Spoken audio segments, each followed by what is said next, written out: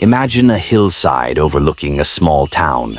The air is calm, and people are slowly gathering. Men, women, children, the poor, the sick, and the curious. They have come from nearby villages, drawn by stories about a teacher named Jesus. People say he speaks with authority, heals the sick, and talks about God in a way that feels personal and real. Jesus climbs the hillside and sits down. The crowd settles around him. There are no grand buildings, no stage, no decorations, just open sky and listening hearts. When Jesus begins to speak, his words are simple, but they carry weight. He starts by talking about who is truly blessed, not the wealthy or the powerful as many would expect. Instead, he says those who are humble, those who are hurting, those who mourn, and those who long for what is right are the ones God sees and honors. He speaks of mercy, purity of heart, and peacemaking, saying that these are the qualities that matter most.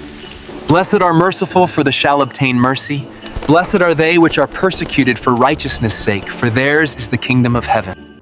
For many listening, this is surprising. In a world where success usually means strength and status, Jesus is saying that God's blessing often shows up in weakness, kindness, and quiet faith.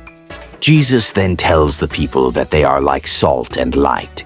Salt gives flavor and keeps food from spoiling, and light helps people see in the darkness. In the same way, he explains, their lives are meant to make a difference. They are not meant to hide what is good inside them, but to live in a way that brings hope, goodness, and truth into the world around them. As he continues, Jesus talks about the law, the rules people have followed for generations.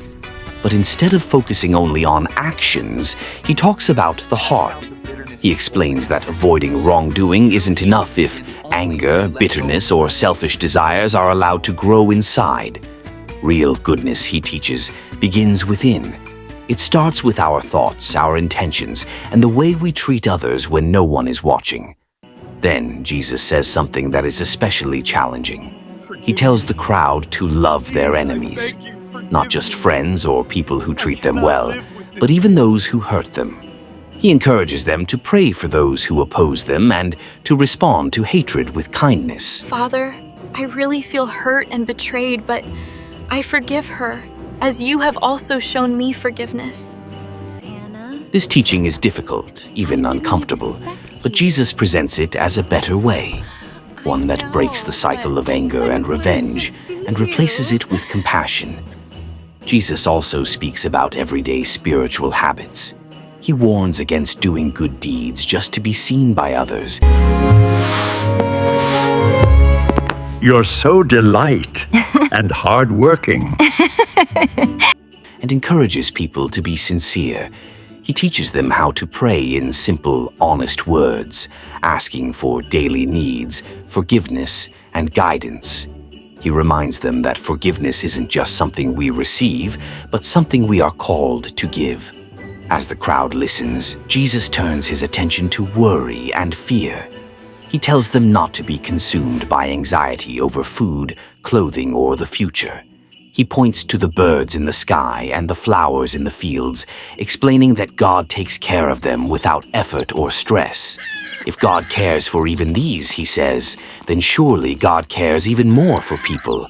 I almost gave up, but God has shown up yet again. Thank you, His sir. message is clear. Focus on what is right and trust God with the rest. Near the end of his teaching, Jesus shares a final picture. He speaks of two builders. One builds a house on solid rock, and the other builds on sand.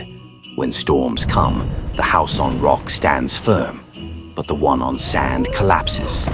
Jesus explains that hearing his words is not enough.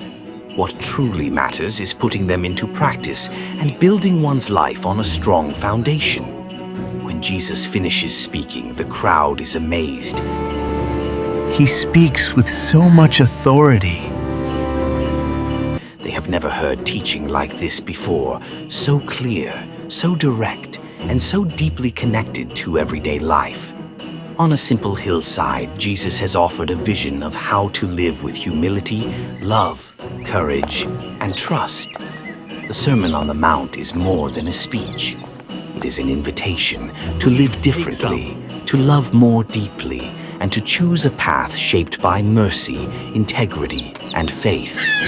Its message has traveled across centuries. Today, I'll be teaching on the Beatitudes, a sermon the Lord Jesus taught on the Mount. And it continues to challenge and inspire people today, just as it did on that quiet mountainside long ago. Thank you for watching. We hope you've been blessed by this story. Don't forget to like, share, and subscribe to this channel so that others can learn about Jesus.